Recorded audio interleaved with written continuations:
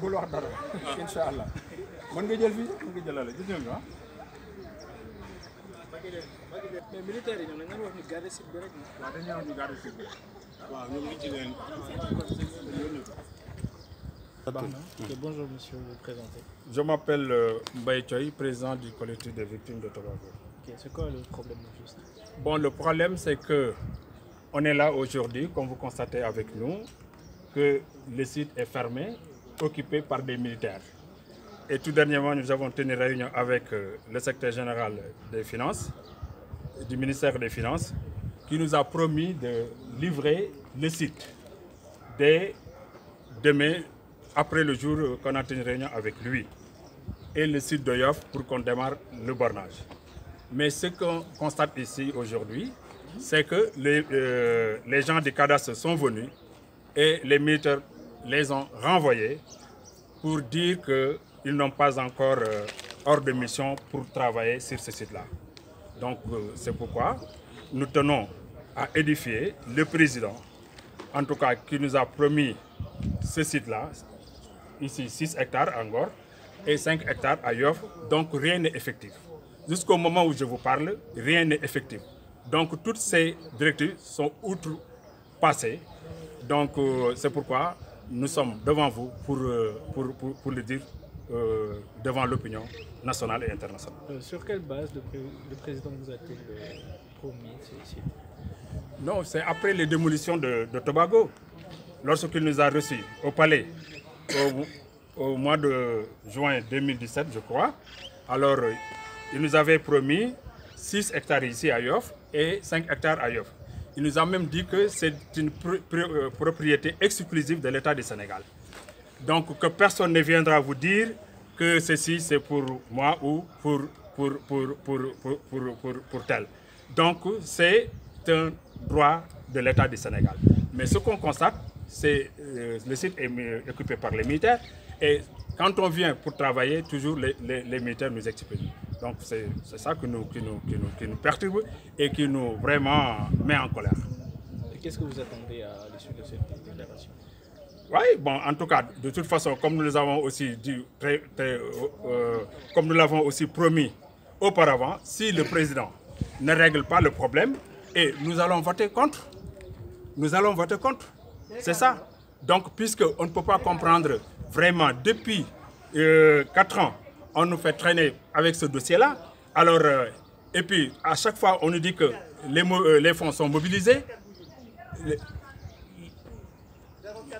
Les fonds sont mobilisés, les sites sont disponibles et rien n'est vrai. Donc, ce qui nous attend le plus, c'est que lorsqu'on était avec le ministre des Finances, qui dit n'avoir jamais été au courant d'une quelconque indemnisation que le président nous avait promis. Donc c'est vraiment étonnant de la part d'un ministre de la République. Au moment que le président nous promettait ça, il était là-bas, dans la salle des banquets, avec le ministre du budget et le directeur des domaines. Donc, mais à notre grande surprise, il nous demande comment le président l'avait promis. Est-ce que vous pouvez revenir pour me le rappeler? Et j'ai tenu quand même à le rappeler. Il me dit voilà, ok, je me souviens maintenant. Est-ce que ça c'est sérieux pour un ministre de la République? Je pense que c'est ça. waaw li waral problème bi gis ngeen ko dañu ñëw fii fekk bunt bi tëju militaires yi ñu doo leen dugg. Alors même bi nga xam ne waa cadastre ñëw nañ pour liggéey dañ leen ni doo leen dugg parce que jotuñu ordre boo xamante man leen may pour ngeen liggéey.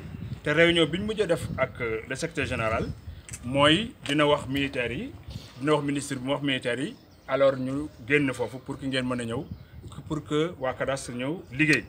Alors depuis boobu ba léegi nag waa cadastre ñu ngi jaabante di ñëw temps bu ñëwee ñun leen doo leen liggéey te ñun it ñu ngi jokkoo ak ñoom à chaque fois mais xam nañ ni amul lu benn volonté pour bàyyi site bi ak ñaari site yëpp. donc ñoom am nañ daal leneen loo xamante xamuñu ko ci biir te li ñu xam mooy président dafa waxoon ni jox nañu xaalis mais loolu lépp fi mu nekk nii dafa mel ni dañ ko jaarale feneen donc joxuñu ñu site joxuñu ñu xaalis donc fii doxul mooy site Ngor bi site Yoff bi aussi doxul lépp militaires yi instant bi ñoo ko bloqué waaye ñoom dañuy xaar ndigal pour bàyyi waaye jotaguñ benn ndigal donc loolu moo ñu xaw a jaaxal ci li nga xamante moo xew nii ba jamono bi ma wax ak yow daal mooy fii dara sotteegu fi voilà donc par rapport ak lañ ñu waxoon jàmpal ko daan ni bu yeexee ci ñun la ñun li ñu waroon def yëpp def nañ ko mais ñoom li ñu war a def lépp defuñu ci dara.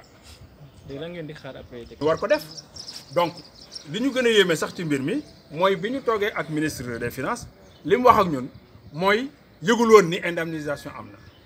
daf ma laaj sax man ni man nan la ko président waxee man maa ko rappelé mu ni ok je me rappelle te moment bi ko président di waxee moom mi ngi toog ministre des budget mi ngi toog directeur de domaine mi ngi toog lan moo tax moom bu fekkente ni loolu lu sérieux la ci ñoom nan lay dem ba heure boobu di laaj pour ñu fàttali ko donc loolu moo tax tey jii ñu ñëw fi indi suñu jaaxle wax ak opinion bi wax ak président wax ak ñi ànd ak moom ñëpp que ni ñii liggéey luñ ko dañ koy yàqal voilà donc tey wax dëgg yàlla mënooy daagaan baata askan ba pare ay askan soxla la soxla seeni mbir nga war leen ko defal nga ñàkk leen ko defal pare ni leen kaa leen woteel ma est-ce que loolu xellu na damay laaj ndax loolu xellu na voilà satisfaire ma nit ki ba pare ni ko kaay woteel ma leen ndax xellu na loolu yaakaar naa ni mënul dugg ci bopp kon bu ko président déggee aussi mu jug ci li taxaw wax ci voilà léegi nag damay bàyyi soxna si.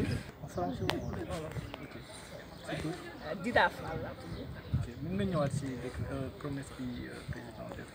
waa tey ñun waa Tobago dañoo ànd ñun ñëpp dem pour gis si Marième Faye Sall pour wax ko suñu problème ñun jigéen ñi comme moom dafa nekk Sénégal di dimbale jigéen ñi muy ku baax nag te ñëpp xamal ko loolu moo tax ñu dem pour mu jàppale ñu ca yàlla tax ndax fii depuis 3 ans ñoo ngi nekk ci ay problème am nañu ci feebar am même ñu ci dee am na ñoo xam fa ñu tëdd mënuñu faa jóg am na ñoo xam amuñu lu ñu lekk amuñu lu ñu naan amuñu lu ñu faya seen location ñoo ngi ci ay problème moo tax ñu seet si woon Marième Faye mais heureusement ñu gis président moo ko gisee jox ko sama loxo mu téye ko ma ne ko ñun dañoo ñëw pour Tobago mu ne ma fay naa leen seen terrain yaa ngi dégg ma ne ko waaye indemnisation yi kenn waxu ci dara de mu ne ma maa ngi woo léegi ministre des finances Amadou Ba mu jox leen seen xaalis yaa ngi dégg léegi nag après ñu toog fële di xaar ñu ne ñu militaires yi ñëw nañu arrêté liggéey bi yëpp fu mu ne nii kenn mënul accéder ci terrain yi pour lan fu ñu ko teg